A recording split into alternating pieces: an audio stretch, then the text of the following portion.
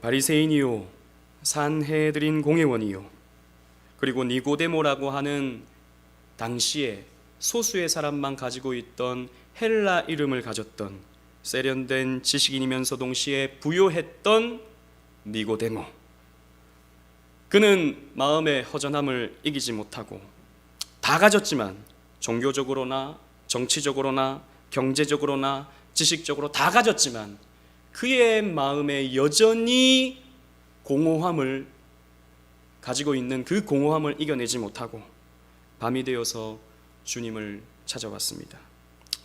그때 주님은 이렇게 말씀하셨죠. 너는 거듭나야 하나님 나라를 볼 수 있다. 니고데모야, 너는 종교적으로 열심히 있었고 정치적으로 권력도 있고 경제적으로 부족함이 없고 지식적으로도 충분하지만 그러나 니고데모야, 너는 부족한 것이 있다. 너는 거듭나야 한다 라고 우리 주님께서 말씀하셨던 것이지요. 왜냐하면 거듭나지 아니하고는 하나님 나라에 들어갈 수가 없기 때문입니다. 그래서 예수님은 물과 성령으로 너는 거듭나야 한다. 이것은 구약에서 예언되어진 에스겔 말씀에서 예언되어진 물과 성령으로 새 마음을 주어서 새롭게 창조할 것이다 라고 한 그 하나님의 약속을 성취하는 분이 바로 자신임을 드러내면서 니고데모야, 너는 나를 통해서만 거듭날 수 있다 라고 우리 주님께서 말씀해 주셨습니다. 지난주에 이 말씀을 나누었고요, 오늘은 그 말씀에 이어서 이 거듭남에 대한 예수님의 가르침을 우리는 본문을 통해서 살펴보고자 합니다. 거듭남은 우리가 어떻게 이해해야 하는가에 대해서 말씀을 나누고자 합니다. 첫 번째로 거듭남은 성령의 신비적인 역사입니다. 우리 6절로 8절 말씀 우리 다 같이 한번 읽어보도록 하겠습니다. 시작. 육으로 난 것은 육이요 영으로 난 것은 영이니 내가 내게 거듭나야 하겠다 하는 말을 놀랍게 여기지 말라. 바람이 임의로 불매 내가 그 소리는 들어도 어디서 와서 어디로 가는지 알지 못하나니 성령으로 난 사람도 다 그러하니라. 아멘. 예수님은 육의 일이 있고 또 영의 일이 있는데 거듭난다는 것은 육의 일이 아니라 영의 일이다 라고 말씀해 주고 계십니다. 니고데모는 유대인이었습니다. 그래서 누구보다도 율법을 잘 알고 있었고 바리새인으로서 누구보다도 이 율법을 지켜내는데 열심을 가지고 있었던 사람이었습니다. 율법을 지켜내는 것, 율법을 배우는 지식적인 것, 이것은 육의 일이다 라고 우리 주님께서 말씀하고 계시는 것이죠. 즉 우리 주님께서는요, 거듭나는 것은, 다시 태어나는 것은, 그리고 하늘로부터 다시 생명을 얻게 되는 것은, 이 중생은 지식과 노력으로 되는 것이 아니다. 거듭난다는 것은 육의 일이 아니라 영의 일로만 가능한 것이다 라고 말씀해 주고 계시는 것입니다. 우리 지난주에도 살펴봤듯이 이 거듭남이라는 이 용어는 당시 유대인들도 사용했던 단어였습니다. 유대인들도 이 이교도들이 세례를 받고 유대인으로 개종을 할 때 당신은 거듭났다, 세례를 받게 될 때 거듭났다 라고 말해 주었던 것이죠. 그리고 헬라의 이 밀교에서도요, 어떤 종교 의식을 거친 후에 당신은 거듭났다 라고 그렇게 말해 줬었습니다. 니고데모는 그런 상황들, 그런 역사적인 상황들을 잘 알고 있었던 사람이었죠. 그런데 유대교에서나 이 헬라의 밀교에서나 어떤 의식, 종교적인 어떤 행위를 통해서 거듭났다 라고 말했었었는데 예수님은 그런 것이 아니다 라고 말씀하고 계시는 것입니다. 거듭난다는 것은 어떤 지식을 가짐으로써 되는 것이 아니라, 어떤 종교의식을 행해서 얻을 수 있는 것이 아니라 영적으로 이루어지는 것이다 라고 우리 주님께서 말씀하고 계시는 것이지요. 그래서 니고데모는 적잖게 당황했던 것 같습니다. 거듭난다는 것은 어떤 종교의식을 행해야 되는 것인데 그것이 아니라니, 그것이 어떤 영의 일이나니 그것이 무엇이지? 이렇게 궁금했던 것이죠. 그래서 예수님은 7절 말씀 보면 내가 내게 거듭나야 하겠다는 이 말을 놀랍게 여기지 말라라고 말씀하고 있는 것입니다. 니고데모야, 이건 유대인들, 즉 이방인들이 유대교로 개정할 때 거듭나는 것, 혹은 헬라의 밀교에서 어떤 종교의식을 행해서 거듭나는 것, 그것이 아니다. 너는 너가 이미 거듭난 사람, 혹은 거듭남이 필요 없는 사람으로 여기겠지. 아니야, 너도 거듭나야 해. 이거 이상하게 여기지 말고, 이거 놀랍게 여기지 말고, 너 똑똑히 들어야 된다. 너 거듭나야 돼 라고 우리 주님께서 말씀하고 있는 것이지요. 여러분, 예수님께서는 이 거듭남을 성령의 역사로 설명하시면서, 영의 일로서 설명하시면서 바람과 비교해서, 바람을 비유해서 설명하십니다. 그래서 아까 우리가 읽었던 본문 말씀에도 바람이 임의로 불매 내가 그 소리는 들어도 어디서 와서 어디로 가는지 알지 못하나니 성령으로 거듭나는 사람도 다 이와 같다라고 우리 주님께서 말씀하고 계시는 것이죠. 여러분, 바람은 우리가 보지 못합니다. 바람을 여러분들 보실 수 있는 분들이 혹시 여기 계십니까? 바람은 어디에서부터 불어와서 우리를 스쳐 지나가고 또 어디로 가지요. 그러나 볼 수 없습니다. 그러나 우리는 바람을 느낄 수는 있죠. 아, 바람이 불어오는구나. 아, 바람이 저쪽에서 불어오는구나. 느낄 수 있습니다. 그리고 바람이 만들어 놓은 어떤 물리적 현상을 우리는 볼 수는 있죠. 바람의 실체는 보지 못하지만 바람이 만들어 놓는 어떤 물리적 현상들은 우리가 볼 수 있는 것입니다. 예를 들자면 나뭇잎이 움직이는 거라든지, 아니면 어떤 물건이 바람에 의해서 여기로 옮겨졌다든지, 이런 것들은 눈으로 볼 수 있는 것이죠. 성령으로 나타나는 거듭남의 역사도 마찬가지입니다. 거듭나는 것은 눈으로 볼 수 없습니다. 사람이 거듭나는 것, 새 생명을 얻는 것, 이것은 눈에 보이지 않는 것이죠. 그러나 느낄 수는 있습니다. 거듭나는 사람은 자기의 변화, 성령으로 말미암아 바뀌게 된 자신의 모습은 느낄 수 있는 것이죠. 자신의 감정은 느낄 수 있는 것입니다. 옛날에는 그저 세상의 즐거움만, 세상의 어떤 기쁨만, 세상의 만족만 쫓아갔었는데, 거듭나고 난 이후에는 그것보다도 물론 거기에 대한 애착은 여전히 남아있긴 하지만, 그러나 새로운 세상이 보이는 거죠. 아, 이게 다가 아니구나. 하나님을 바라봐야겠구나. 하나님을 내가 의지하겠구나. 아, 하나님 안에 기쁨이 있구나 라는 것을 느낄 수 있는 것입니다. 그리고 그렇게 실제적으로 살아가려고 하는 미약하지만 자신의 삶의 모습들이 눈으로 보여지게 나타나는 것이죠. 바람과 같이 말입니다. 재밌는 것은 헬라어에서 이 바람이라는 말과 성령이라는 말이 푸뉴마라는 말로 같은 단어가 사용되고 있습니다. 그래서 바람과 성령을 이렇게 같이 비교하면서 이해하는 것은 아주 적절한 비유라고 할 수 있습니다. 오순절에 성령이 강림할 때도 이 누가는요, 사도행전을 기록할 때 성령을 바람과 같은 그런 모습으로 묘사하고 있습니다. 사도행전 2장 2절 말씀을 우리 앞에 있는 자막을 보시면서 다 같이 읽어보겠습니다. 시작. 호련히 하늘로부터 급하고 강한 바람 같은 소리가 있어 그들이 앉은 온 집에 가득하며, 성령이 그 120명의 문도에게 임하고 있는데 그때 급하고 강한 바람과 같은 소리가 있었다. 바람과 같은 역사가 있었다 라고 이렇게 묘사하고 있습니다. 실제로 성령과 바람은 많은 공통점을 가집니다. 어떤 공통점이 있냐? 첫 번째로 보면 통제할 수가 없습니다. 여러분, 사람이 바람을 멈추게 할 수 있습니까? 인위적으로 만들어낸 바람은 멈추게 할 수 있죠. 선풍기의 바람은 끄면 되니까. 하지만 밖에서 불어오는 바람은 아무리 사람들이 막으려고 해도 그 바람이 멈춰지지를 않습니다. 바람을 막을 수가 없는 것이죠. 통제할 수 없습니다. 마찬가지로 성령의 역사도 그러합니다. 성령의 역사는 우리가 거절할 수 없습니다. 성령께서 여러분들 속을 들어오시려고 하신다면, 여러분들이 아무리 거절해서, 아무리 안 믿어야지, 아무리 내가 교회 안 다녀야지 라고 해도 성령께서 역사하면 그 사람은 교회에 나올 수밖에 없고 하나님을 믿을 수밖에 없고 하나님을 사랑할 수밖에 없는 거예요. 성령의 역사는 불가항력적입니다. 통제할 수가 없습니다. 사람이 어떻게 주장할 수가 없습니다. 바람과 같이 말입니다. 또 성령과 바람은 불규칙적이죠. 예측하기가 어렵습니다. 예측할 수가 없습니다.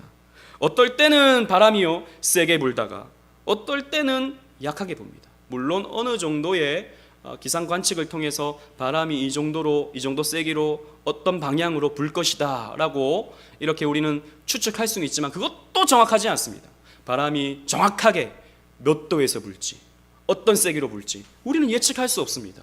가만히 있다가도 갑자기 바람이 휙 불어오기도 하고 예측할 수가 없는 것이죠. 지지난주인가요?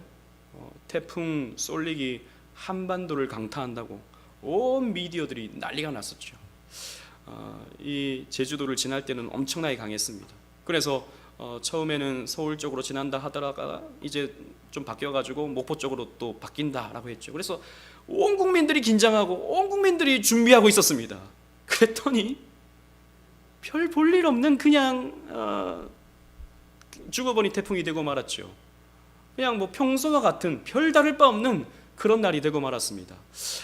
슈퍼컴퓨터를 동원해서 이 바람의 세기와 바람의 어떤 모습들을 예측하려고 했지만 예측할 수가 없었습니다. 여러분 성령도 마찬가지입니다. 성령도요 예측할 수가 없습니다. 어떻게 우리의 삶에 어떻게 역사하실지 우리는 예측할 수가 없습니다. 어떤 사람에게 역사하실지 예측할 수가 없습니다. 어떨 때는 강하게 역사하시다가 어떨 때는 아무 일도 일어나지 않는 경우가 있습니다. 어떤 사람에게는 강하게 역사하다가 같이 앉아 있음에도 불구하고 어떤 사람에게는 강하게 역사하시기도 하고 어떤 사람에게는 약하게 혹은 아무 일도 일어나지 않는 그런 경우가 있다는 것입니다. 성령의 역사는요 인과론의 영향에 인과론 안에 움직여지지 않습니다. 즉 어떤 이렇게 하면 성령께서 역사하신다 이러한 구도가 이러한 공식이 성령께는 적용되지 않는다라는 말입니다. 예를 들자면 이런 것이죠. 예전에는 이런 성령 집회하는 그런 곳들이 굉장히 많았습니다. 그래서 뭐 은사를 받은 어떤 목사님이 내가 기도하면 뭐 성령을 받는다. 내가 안수 기도하면 당신 성령 받을 수 있다.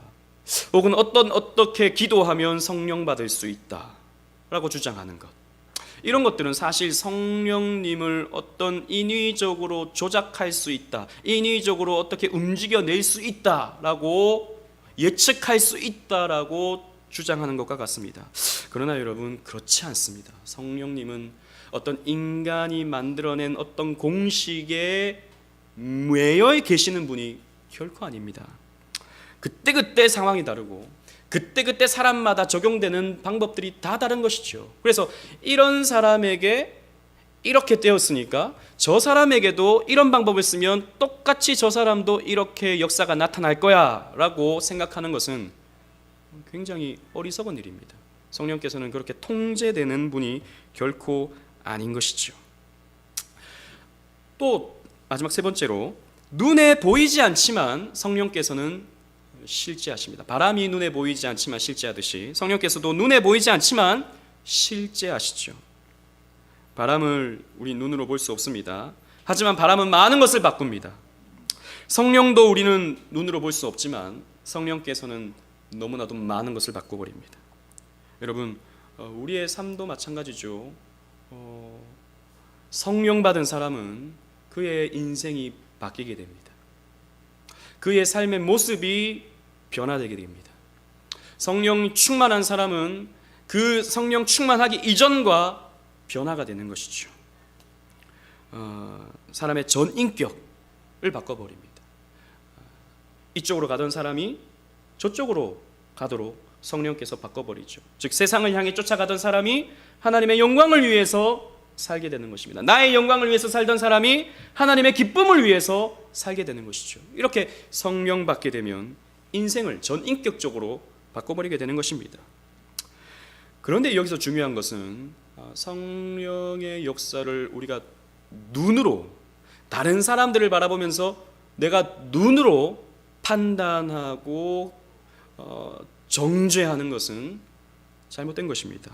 무슨 말이냐면 성령의 역사는 눈으로 확인될 수 없다라는 것입니다. 물론 본인은 느낄 수 있죠. 본인의 어떤 성령을 통해서 나타나게 된 삶의 변화, 이런 것들은 확인할 수 있죠. 그러나 성령께서 그 사람에게 어떻게 역사하고 계신지 다른 사람들을 바라보면서 우리는 판단할 수 없는 것입니다. 그래서 교회 열심히 다니는 사람들을 바라보면서 저 사람들은 성령에 충만한 사람이야. 물론 그들 가운데는 성령에 충만한 사람들이 있겠지만 다 그런 것은 아닙니다. 다른 이유로 교회 앞에 열심히 하는 사람들이 있는 것이죠. 다른 이유로. 혹은 교회 앞에서 조금 미지근한 것 같고 교회 다니면서 조금 왔다 갔다 하는 것 같고 그런 사람들을 바라보면서 당신들은 성령 받지 못한 사람들이야 라고 해서도 안 되는 것입니다. 눈으로 보여지는 것으로 그 사람의 어떤 성령 받음과 어떤 성령의 역사와 혹은 거듭남을 판단해서는 안 되는 것입니다. 그건 하나님의 몫이지. 우리가 하나님의 영역에서 다른 사람, 어떤 사람은 구원받은 사람, 어떤 사람은 구원받지 못한 사람, 어떤 사람은 거듭난 사람, 어떤 사람은 거듭나지 못한 사람이라고 판단하는 것은 굉장히 교만한 판단입니다. 눈으로 볼 수 없는 것이죠. 그 사람 속에서 어떻게 성령께서 역사하시고 있는지 우리는 알 수 없는 것입니다. 이렇게 성령의 역사는 신비적입니다. 말로 설명하기가 어렵습니다. 바람이 어디에서 와서 어디로 가는지 우리가 알 수 없듯이 성령의 역사가 어떻게 나타나고 어떻게 적용되고 어떻게 결말을 맺을 것인지에 대해서 우리는 잘 알지 못합니다. 그렇기 때문에 거듭나게 하는 성령의 역사는 신비다라고 말할 수 있는 것이죠. 사도 바울도 그런 맥락에서 이렇게 고린도 교회에 편지하고 있습니다. 우리 다 같이 한번 읽어보도록 하겠습니다. 이 거듭남의 역사, 성령의 역사가 우리가 어떻게 이해할 수 있는가에 대해서 사도 바울은 이렇게 정리하였습니다. 다 같이 읽어보겠습니다. 시작. 기록된 바 하나님이 자기를 사랑하는 자들을 위하여 예비하신 모든 것은 눈으로 보지 못하고 귀로 듣지 못하고 사람의 마음으로 생각하지도 못하였다 함과 같으니라.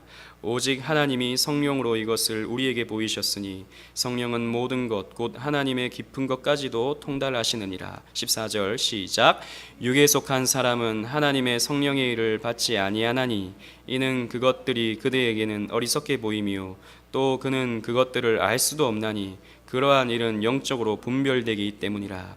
육적으로는 성령의 역사를 알 수가 없습니다. 깨달을 수도 없습니다. 이걸 이해하기도 힘듭니다. 어떤 상황에 어떻게 역사하시는지 우리는 가늠해 볼 수가 없습니다. 우리는 성령을 통제할 수도 없습니다. 성령님 이렇게 하면 이렇게 해주시겠죠? 아닙니다. 그러시지 않습니다. 어떨 때는 역사하시고 어떨 때는 역사도 안 하십니다. 어떤 사람에게는 역사하시고 어떤 사람이 역사 안 하십니다. 신비입니다. 알 수 없습니다. 성령께서는 주권적으로 역사하셔서 당신의 뜻대로 역사하셔서 우리의 삶에 적용하실 뿐인 것입니다. 그래서 두 번째로 하늘의 일은 땅의 지식으로 다 설명해낼 수가 없다는 것입니다. 하늘의 일, 하나님의 일은, 하나님께서 하시는 일은 이 땅의 사람들이 가지고 있는 학문과 지식과 어떤 계산으로 설명해낼 수가 없다는 것이죠. 우리 9절로 12절 말씀 다 같이 읽어보겠습니다. 시작. 니고데모가 대답하여 이르되 어찌 그러한 일이 있을 수 있나이까. 예수께서 그에게 대답하여 이르시되 너는 이스라엘의 선생으로서 이러한 것들을 알지 못하느냐. 진실로 진실로 내게 이르노니 우리는 아는 것을 말하고 본 것을 증언하노라. 그러나 너희가 우리의 증언을 받지 아니하도다. 내가 땅의 일을 말하여도 너희가 믿지 아니하거든 하물며 하늘의 일을 말하면 어떻게 믿겠느냐. 아멘. 니고데모가 이렇게 질문합니다. 어찌 그러한 일이 있을 수 있나이까? 어떻게 바람이 임의로 불듯 어디에서 와서 어디로 가는지 알지 못하듯 성령께서 어떻게 그렇게 역사하실 수가 있습니까? 이런 말이죠. 어떻게 하면 그렇게 성령의 역사로 거듭날 수 있습니까? 라고 지금 예수님께 질문하고 있는 것입니다. 그때 예수님께서 이렇게 대답하십니다. 너는 이스라엘의 선생으로서 이러한 것들을 알지 못하느냐? 니고데모는 이스라엘의 선생이었습니다. 율법적으로 바리새인이었고, 그래서 누구보다도 율법을 잘 지키고 잘 외우고 암송하던 사람이었고, 또 이 율법으로서 사람들을 판결해야 할 산헤드린 공회원이었습니다. 이스라엘의 선생이었죠. 그럼에도 불구하고 니고데모야, 너는 영적인 것에 대해서 알지 못하고 있구나 라고 우리 주님께서 말씀하고 있는 것입니다. 니고데모는 많은 율법적 지식을 가지고 있었지만 그것이 그저 내가 어떻게 살아야 할 것인지에 대해서만 알고 있었지, 그 율법을 주신 하나님에 대해서는 알지 못했던 것입니다. 여러분, 이런 사람들이 꽤 있습니다. 성경적 지식은 굉장히 많이 알고 있지만, 하나님에 대하여는 잘 알고 있지만 하나님을 알지 못하는 사람들이 적지 않습니다.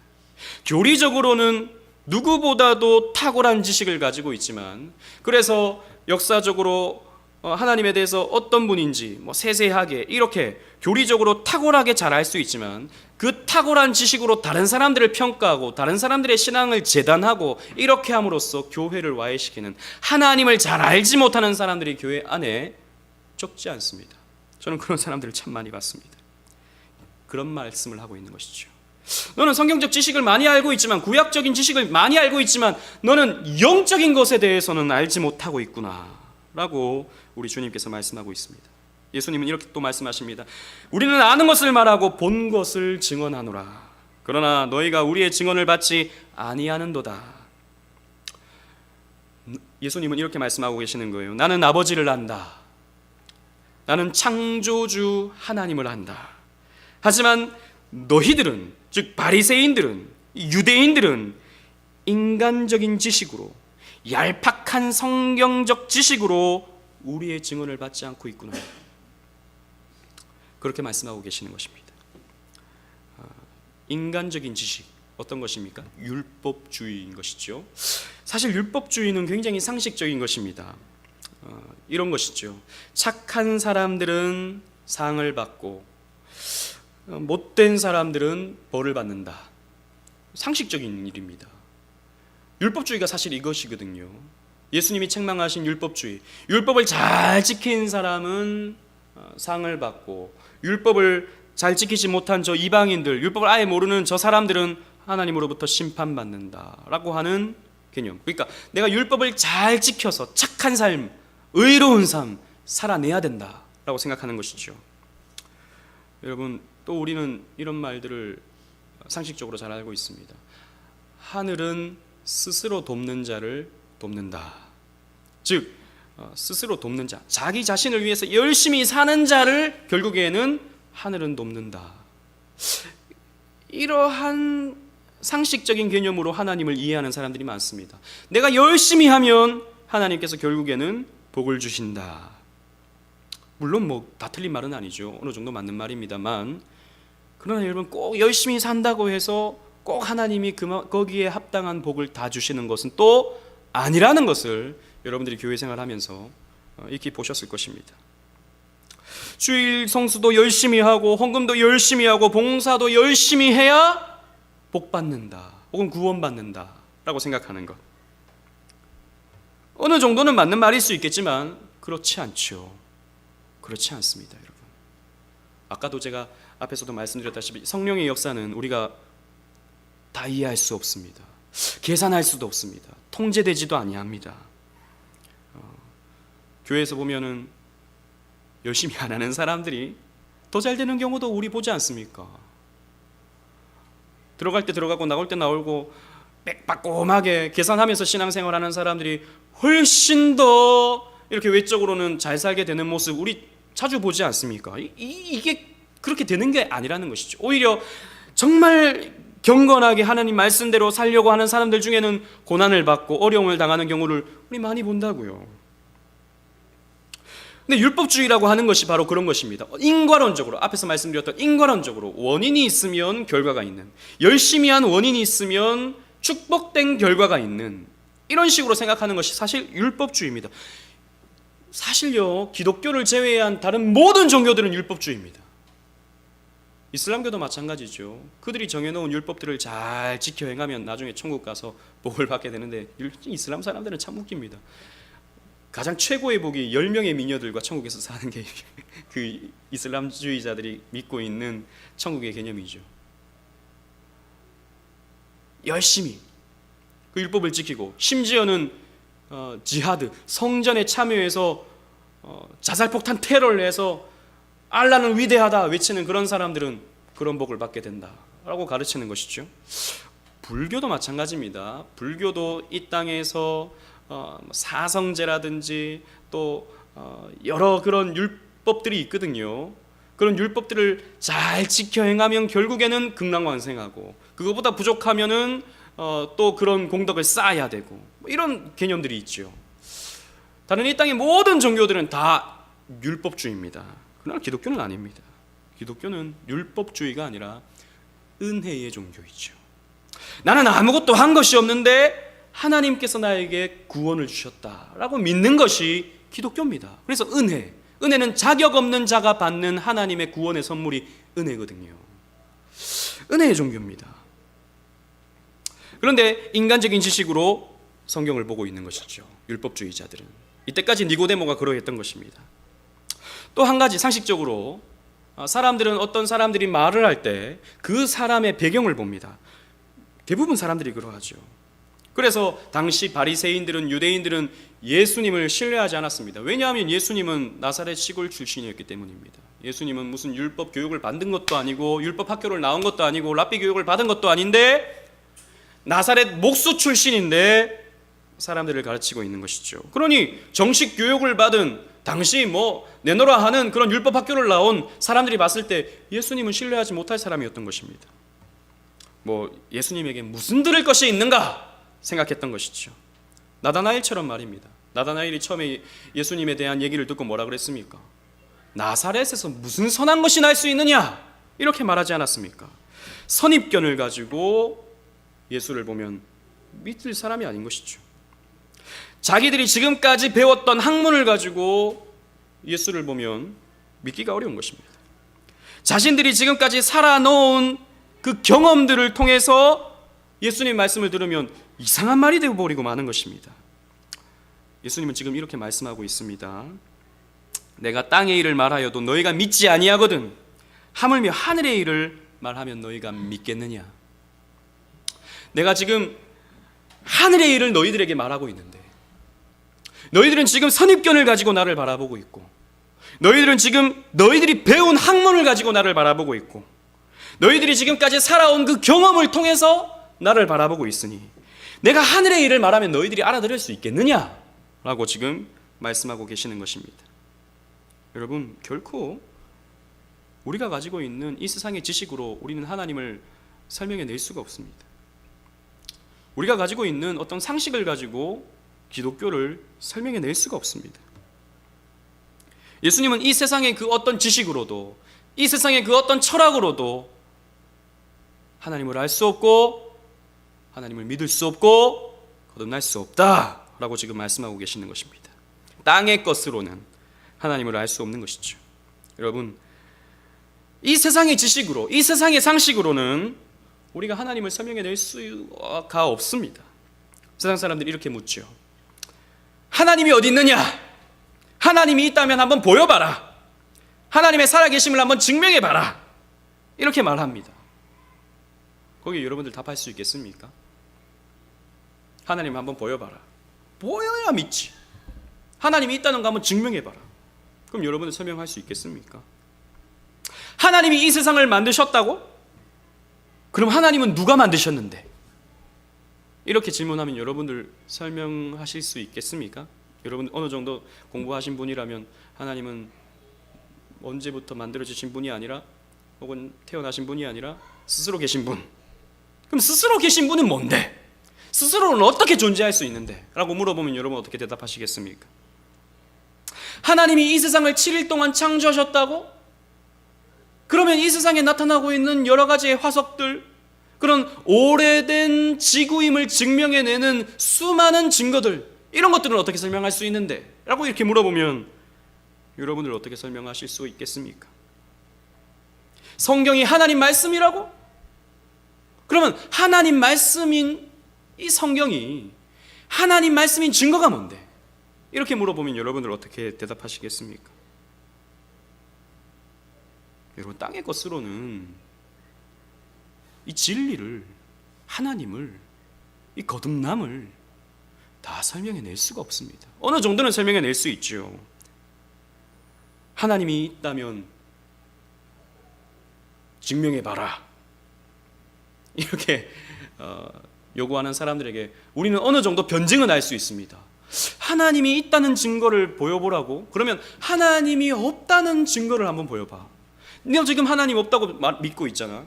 그럼 하나님 없다는 증거를 한번 보여봐. 이렇게 우리는 되물을 수는 있겠죠. 그러나 우리가 하나님이 있다는 증거를 들이밀 수가 없습니다. 있다면 우리 성경만 들이밀 수 있죠. 성경을 봐, 하나님이 계시잖아. 왜? 우리는 모든 사고의 시작을 성경에서 하고 있으니까. 하나님 이 세상을 만드셨다고? 하나님 어떻게 존재하는데? 하나님 어떻게 누가 만드셨는데? 언제부터 시작하셨는데? 하나님은 어떻게 스스로 존재하게 되었는데? 이렇게 질문하면 사실 우리는 제대로 대답할 수가 없습니다.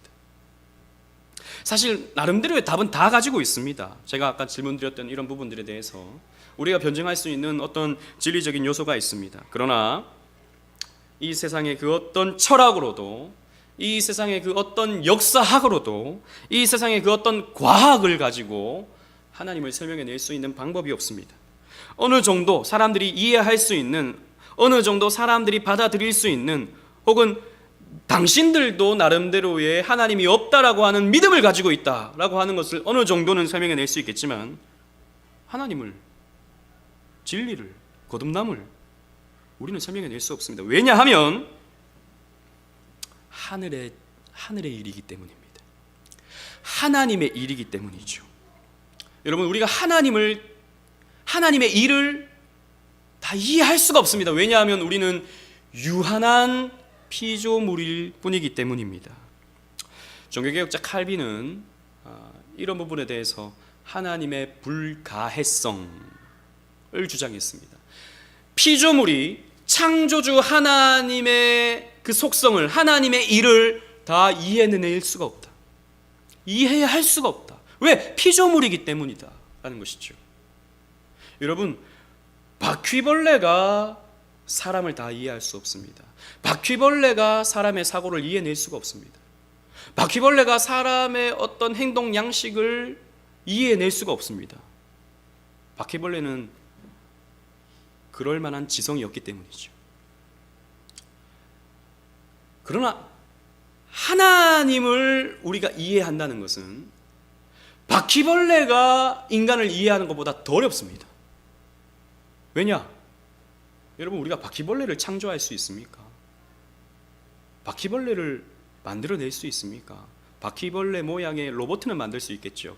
장난감은 만들어낼 수 있겠죠. 그러나 살아 움직이고 번식하는 바퀴벌레는 인간이 만들어낼 수가 없습니다. 그러면 인간과 하나님의 격차가 크겠습니까? 인간과 바퀴벌레의 격차가 크겠습니까? 똑같은 피조물이에요. 바퀴벌레나 인간이나. 하나님과 인간의 이 격차는 바퀴벌레와 인간의 격차보다 훨씬 더 크죠. 아니, 상상할 수 없을 정도로 크죠. 그런데 우리가 하나님을 이해하겠다고요? 그런데 우리가 하나님의 그 일을 다 한번 계산해보고 판단해보고 검증해보겠다고요? 불가능한 것입니다. 우리는 하나님을 설명해낼 수가 없습니다.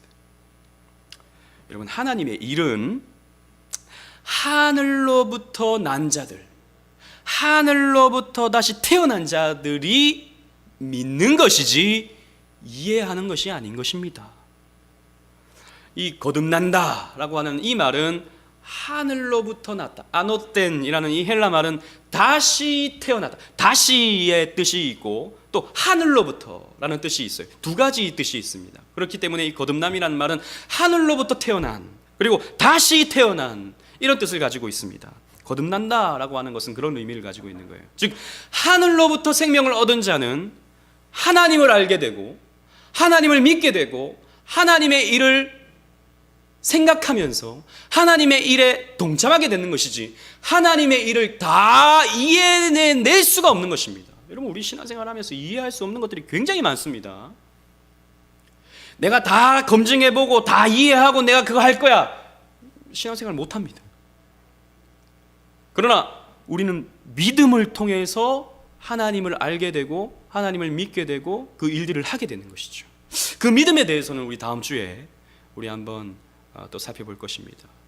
거듭난다고 하는 것과 믿는 것의 관계에 대해서 다음 주에 설명해 드리겠습니다. 중요한 것은 우리는 다 이해할 수 없다라는 것이죠. 그래서 우리가 하나님을 알아가는 것은 굉장히 중요합니다. 우리가 신앙생활하면서 하나님에 대해서 무관심한 것, 이건 더 큰 문제입니다. 여러분, 우리 신앙생활의 가장 중요한 것은 하나님을 아는 것이죠. 하나님을 알아야 하나님을 사랑할 수 있기 때문입니다. 여러분, 누군가를 사랑한다는 것, 이것은 누군가를 알아가는 것입니다. 제가 제 안의 천예진을 사랑한다는 것은 제 안의 천예진을 아는 것이죠. 그래서 제 아내가 뭘 좋아하는지, 뭘 하고 싶어 하는지, 또 나에게 원하는 것이 뭔지, 이런 것을 알아감을 통해서 그 안 부분을 내가 채워주는 것, 이게 사랑이거든요. 저 아내가 뭘 좋아하는지, 뭘 하고 싶은지, 나에게 요구하는 것이 뭔지 저는 아무 관심이 없이 내 하고 싶은 대로, 내가 먹고 싶은 거, 내가 살고 싶은 대로 그냥 막 살아가는 것, 이거 사랑하지 않는 것입니다. 사랑한다는 것은 그 사람을 알아가는 것이죠. 마찬가지로 우리가 하나님을 사랑한다는 것은 하나님을 알아가는 것입니다. 하나님이 어떤 분이신지 배워가는 것이죠. 그러나 여기서 중요한 것은 하나님이 가르쳐 주신 부분만 우리가 배워가는 것입니다. 성경을 통해서 계시해 주신 부분만 우리가 알고, 사실 그거면 우리는 충분한 것이죠. 그렇게 배워감을 통해서 하나님 이런 분이시구나, 야 하나님 이렇게 크신 분이시구나, 하나님 이렇게 날 사랑하시는 분이시구나 라는 것을 알아감을 통해서 우리는 하나님을 사랑할 수 있게 되는 것입니다. 하지만 우리가 하나님의 일을 다 이해할 수는 없는 것입니다. 하나님을 우리는 다 이해할 수는 없는 것입니다. 이러한 균형 잡힌 하나님에 대한 우리의 입장을 우리는 가지고 있어야 되는 것이죠. 사랑하는 오직 은혜 교회 성도 여러분, 거듭남이라고 하는 것은, 이 거듭나는 하나님의 일은 신비입니다. 인간의 지식과 인간의 경험으로는 설명하기가 힘든 것이죠. 그런데 놀랍게도 이 이해할 수 없고 설명할 수 없는 이 거듭남이 우리의 삶에 나타났다는 것입니다. 여러분, 거듭나셨습니까? 여러분들에게는 하나님이 주신 이 생명이, 하늘로부터 내려진 이 생명이 여러분들에게 주어졌습니까? 바람이 임의로 불듯이 어디로부터 어디로 가는지 알 수는 없지만 우리의 삶에 찾아오셔서 우리의 전 인격을 바꾸어 주시고, 그래서 우리의 삶의 방향을 세상으로부터 하나님에게로 바꾸었다는 이 물리적인, 우리의 영적 물리적 이동의 현상을 여러분들은 보고 계십니까? 예. 사실 이것을 또 나는 이런 것이 있어 라고 하기가 또 애매한 부분들이 있죠. 그러나 여러분, 어려운 것이 아닙니다. 여러분들이 이 자리에 앉아 있다는 것이 사실 거듭남의 증거 혹은 거듭남의 결과일 수 있습니다. 물론 꼭 그런 것만은 아닙니다만 거듭남의 결과일 수 있죠. 여러분들의 삶의 방향이 바뀌었다면 여러분들은 거듭난 것인데, 여러분 사실 이 자리가 얼마나 피곤한 자리입니까? 지금 TV 보면은 엄청 재미있는 드라마도 하고 엄청 재미있는 연애 프로그램도 하고 또 그냥 쉴 수도 있고 가족들과 즐거운 시간도 보낼 수 있고 또 여러 가지 할 수 있는 그런 일들이 많은 이 시간에, 이 피곤한 시간에 여러분들은 왜 이 자리에 앉아 있습니까? 한편으로 생각하면 여러분 신기하지 않습니까? 보이지도 아니하는 하나님을 내가 믿고 있어요. 성경 말씀 2000년 전에 기록된, 아니 구약 성경은 거의 오래된 건 3000년 전, 가까이는 한 2400년 전, 이 고대 사람들이 쓴 이 책을 하나님의 말씀으로 믿고 있어요. 보이지도 아니하는 하나님께 기도하고 있고, 보이지도 아니하는 하나님께 헌금하고 있고, 보이지 아니하는 하나님을 위해서 살겠노라고 다짐하고 있어요. 이게 어떻게 된 일입니까? 이것을 무엇으로 설명할 수 있습니까? 거듭났기 때문이죠. 나에게 새로운 생명이 찾아왔기 때문입니다. 나에게 새로운 삶의 방향이 제시되었기 때문입니다. 성령을 통해서. 어떻게 된지 몰라요. 어떻게 믿게 된지 몰라요. 살다 보니 그렇게 됐습니다. 살다 보니 교회를 나오게 되었고 살다 보니 그렇게 믿게 된 거예요. 어떻게 된지 모릅니다. 설명할 수 없어요. 내 지금 상태를 설명할 수 없어요. 믿음이 어느 정도인지, 내가 지금 어떤 하나님과의 관계인지 계산해 볼 수 없어요. 그런데 분명하게 내 삶의 방향은 바뀌어져 있어요. 놀랍게도 말입니다. 놀랍게도 말입니다. 여러분, 우리 다 이해할 수 없어요. 다 설명해낼 수도 없어요. 그러나 중요한 것은 이것은 인위적으로 되는 일은 아니다라는 것입니다. 지식적으로 되는 것도 아니다라는 것입니다. 여러분들이 성경 공부를 많이 해서 이 자리에 앉아 있는 것이 아니고 삶의 방향이 바뀐 것이 아니고 하나님의 은혜로 된 것입니다. 하늘로부터 되어진 하나님의 일로서 된 것입니다. 우리가 이걸 이해하지 못하는 이유는, 우리가 이것을 다 설명해낼 수 없는 이유는 하나님의 일이기 때문이에요. 여러분들이 거듭난 것은 여러분들이 노력해서 된 것이 아니라 하나님의 일이기 때문입니다. 하나님께서 그렇게 해 주셨기 때문에 거듭날 수 있게 된 것입니다. 그래서 어떤 사람은 교회에 오자마자, 어떤 사람은 십수년 교회를 왔다 갔다 해도 도통 신앙에 관심이 없고 삶의 방향에 대한 관심이 없고 그냥 살아가는데, 어떤 사람들은 교회에 오자마자 하나님에 대한 갈급함이 생기는 거예요. 오자마자 예배에 대한 갈급함이 생기는 거예요. 한 말씀, 한 설교만 들었을 뿐인데 삶의 방향이 바뀌게 되는 경우를 우리 많이 보지 않습니까? 어떻게 이런 일이 벌어질 수 있습니까? 우리의 노력으로, 우리의 지식으로 아니다는 것이죠. 하나님의 일이기 때문입니다. 하나님께서 그 생명을 주셨기 때문입니다. 거듭나게 해 주셨기 때문이죠. 설명할 수 없는, 이해할 수 없는 그 거듭남을 말입니다. 그렇기 때문에 우리는 내가 이 거듭남을 위해서 뭔가를 했다라고 할 수 있는 것이 아무것도 없습니다. 내가 이 새 생명을 얻은 것에 대해서 내가 이만큼의 어떤 공로가 있다라고 말할 수 있는 것이 아무것도 없습니다. 바람이 불어오듯이 그저 거절할 수 없는 성령의 역사가 나의 삶에 찾아와서 내 삶의 방향을 바꿔버리고 내 삶의 모습을 바꿔버리고 하나님을 향한 삶으로 살도록 바꿔버린 것이죠. 그렇기 때문에 나 자신이 한 것이 아무것도 없습니다. 그러므로 우리는 오직 하나님께 영광을 올려드릴 뿐인 것이죠. 이것이 우리가 믿고 있는 신앙의 내용이고 우리가 추구하는 진리인 것입니다. 오직 은혜인 것이죠. 사랑하는 우리 오직 은혜교회 성도 여러분, 거듭나셨습니까? 감사하십시오. 하나님의 역사로 된 것입니다. 하나님께 온전히 영광을 올려드리십시오. 하나님께서 그 선물을 여러분들에게 주셨습니다. 그런데 아직 여러분들 거듭나지 못했다고 생각되십니까? 아직까지 여러분들은 그저 세상 사람들 가운데 한 사람뿐인 것을 여러분들은 그저 그 정도로 확인될 뿐입니까? 여러분, 그 거듭남을 추구하십시오. 물론 여러분들이 추구한다고 해서 또 다 그렇게 되는 것은 아니라고 제가 앞에 설명드렸습니다만, 그러나 그 거듭남의 갈망이 있는 자에게 또 하나님께서는 그 거듭남을 허락해 주십니다. 왜? 그 갈망조차도 하나님께서 주셨기 때문입니다. 여러분들이 정말 거듭났는지 한번 돌이켜보면서 거듭났다면 오직 하나님께 영광을 올려드리는 저와 여러분들 되시기를 주님 이름으로 축원합니다. 아멘.